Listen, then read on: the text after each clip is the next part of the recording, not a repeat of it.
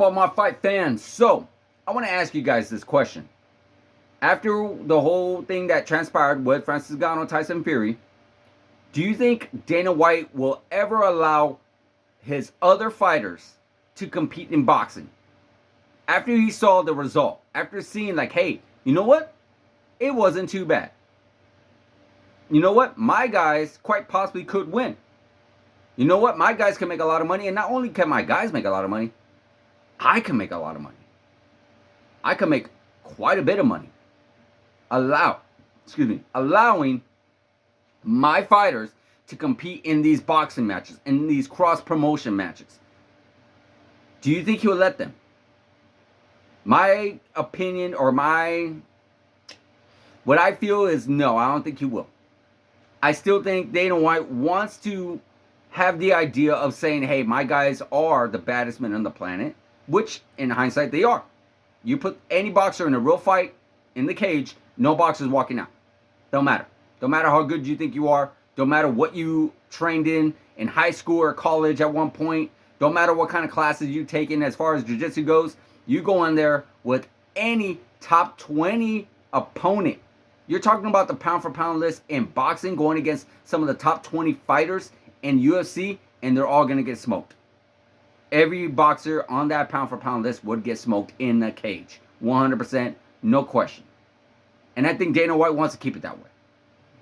I don't believe he will cross promote. I strongly believe that fight with Conor McGregor and Floyd Mayweather was a one-off. It will never, ever happen again. It's unfortunate because he could make so much money. And I've always felt this way before Conor McGregor and Floyd Mayweather fought. There was always talks about MMA fighters boxing. I remember hearing about Anderson Silva wanting to box. I remember hearing Roy Jones wanting to box. You guys remember that? Roy Jones wanted to box Nick Diaz. Roy Jones wanted to box Anderson Silva. Roy Jones even talked about boxing Quentin Rampage Jackson. Those were back in the days, guys. That's how far this goes back. I even remember there talks about how Vladimir Klitschko and Junior Dos Santos were talking about boxing.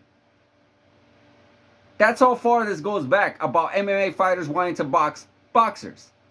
And now you have one of the biggest superstars in the MMA world right now, Sugar Sean O'Malley, wanting to box Tank Davis or Devin Haney.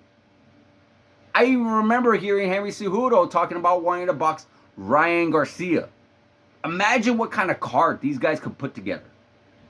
Imagine that. Imagine on one night you had like Sean O'Malley taking on Gervonta Davis. Henry Cejudo taking on Ryan Garcia.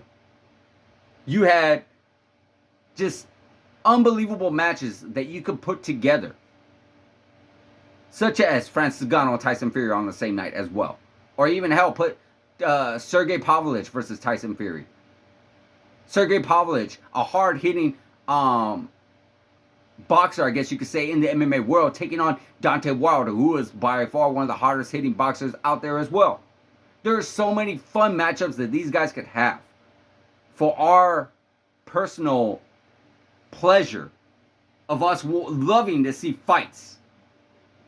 And you never know. Tyson Fury showed up that you never know, Francis Ngannou showed you never know what can actually happen. Could it happen? It's very difficult to say during the fact that these guys are in the lighter weight divisions. And in the lighter weight divisions, they do rely more on technique and such instead of power like in the heavyweight divisions. But still, it is fun to think so. And how big would it be? It would be massive. And the most important of all, these guys will not lose any kind of credit. The ones that have the most to lose are the boxers. The boxers have the most to lose.